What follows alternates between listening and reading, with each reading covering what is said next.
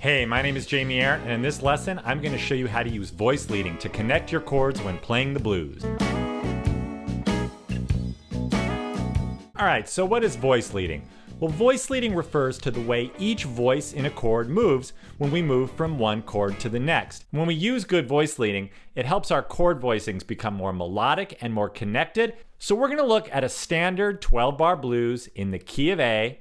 In the key of A, our blues is going to consist of three chords. The 1 chord, A7, the 4 chord, D7, and the 5 chord, E7. So to start, let's distill our blues chords down to the two most important notes in a chord. Our A7 chord is going to be built from the root, the 3rd, the 5th, and the flat 7 in the key of A. If we're going to just distill this chord down to the two most important notes, what notes do you think are the two most important notes? So the root is actually not one of the most important notes. Typically the bass player is going to be playing the root. The bass player is getting paid to play the roots of the chords. We don't have to worry about it. And the 5th is not really an important note because whether we're playing a major 7 chord, a dominant 7 chord, or a minor 7 chord, the 5th doesn't change, so it doesn't really give us any key information about the quality or sound of the chord. The 3rd, on the other hand, tells us if a chord is major or minor.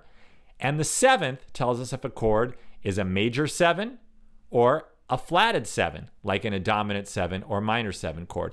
So the 3rd and 7th are the two most important notes in the chord, especially for this concept of voice leading. So if we take an A7 chord like this is just a standard E7 shape movable chord. We have the root, the 5th, the flat 7, the 3rd, the 5th, and the root.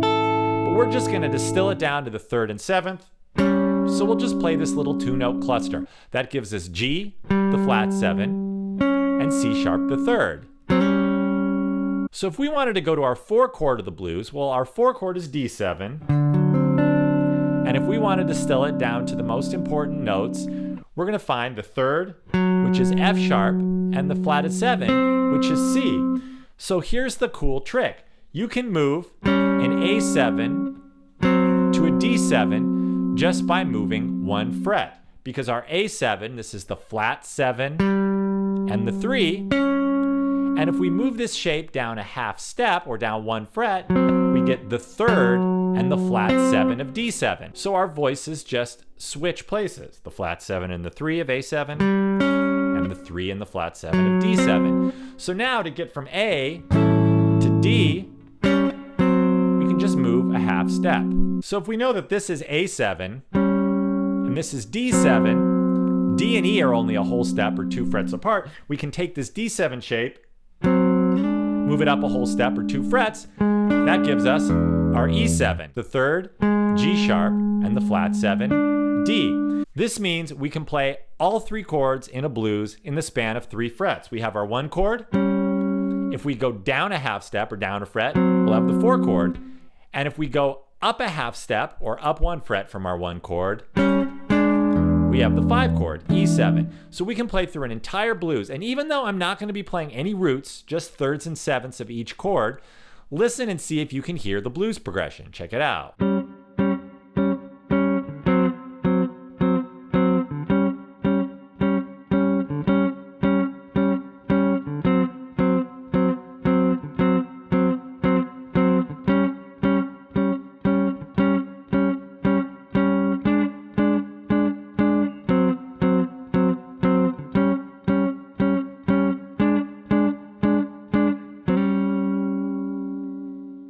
Obviously not the most interesting without anything else, but you can hear the sound and that motion. So these two notes are going to really be our anchor that's going to make our voice leading and our chords smooth so we can build other voices around it. So let's do this now, but let's add the roots just so we can hear them. Here's the root of A7. Here's the root with D7. And our 5 chord, E7, is just going to be up 2 frets or up a whole step. So here's an entire blues with the roots.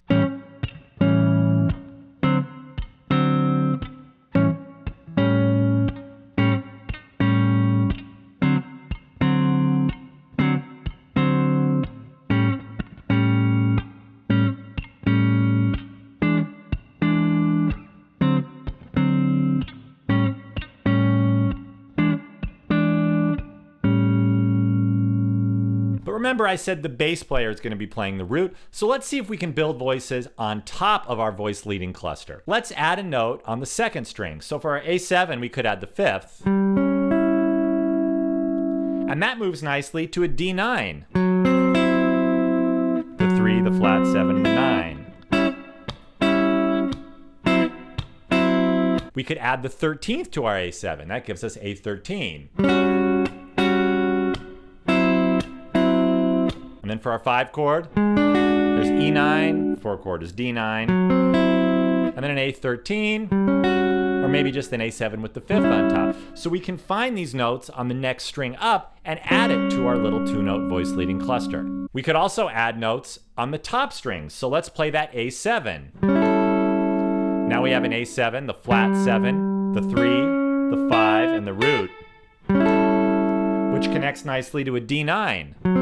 That gives us the 3rd, F sharp, the flat 7, C, the 9, E, and the 5, A. Listen to how smooth this transition is. We can make that A a 13. Here's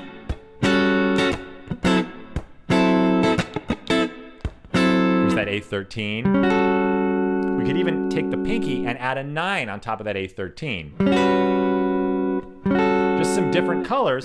What's not changing is my little 3rd and 7th voice leading cluster. So here are some options for some chords you could play in this position with those voice leading clusters. A7,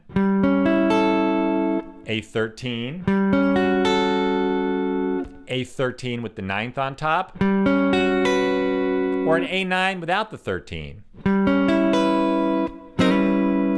For 4 chord, you have the options of D7, D9, D13, and for E7, those same chords just up 2 frets. E7, E9, or E13. No matter how much we play on these top 2 strings, our voice leading cluster is going to be happening below. So I'll play using some of these voicings so you can hear how it sounds in context.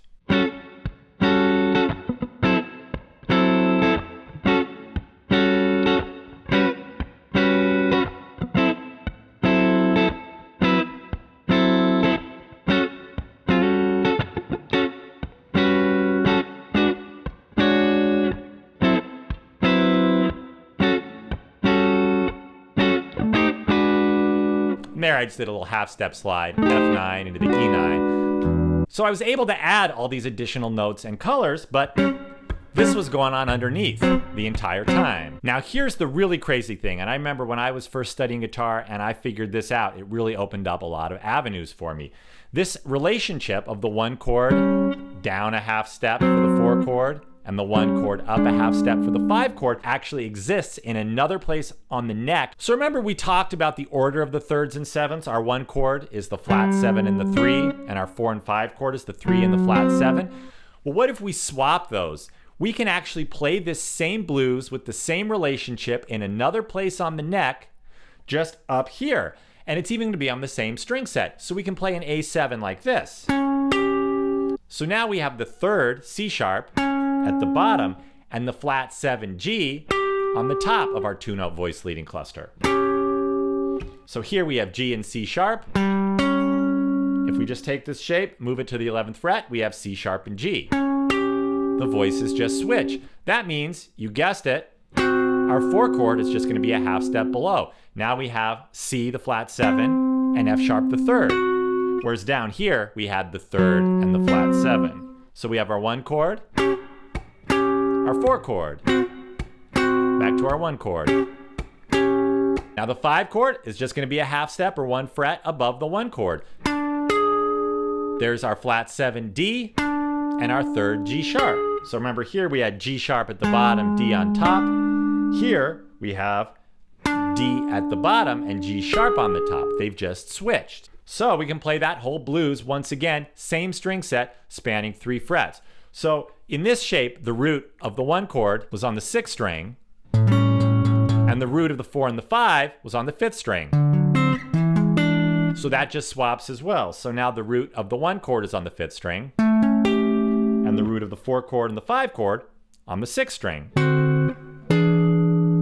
So I'm going to play through the 12-bar blues, just two-note voice cluster in this position.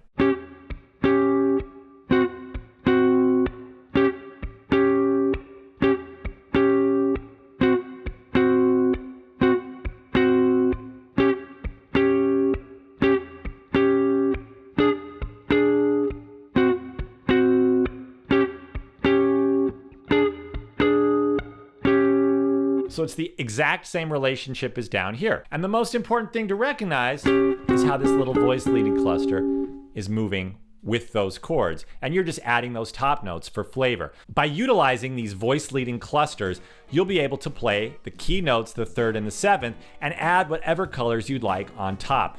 This will help your chords stay connected and really give your chords the essential notes to get the sound of the progression. And hey, you can play an entire blues without having to move all the way up the neck when you change chords. Thank you for watching this lesson. My name is Jamie Arndt, and I will see you in the next video.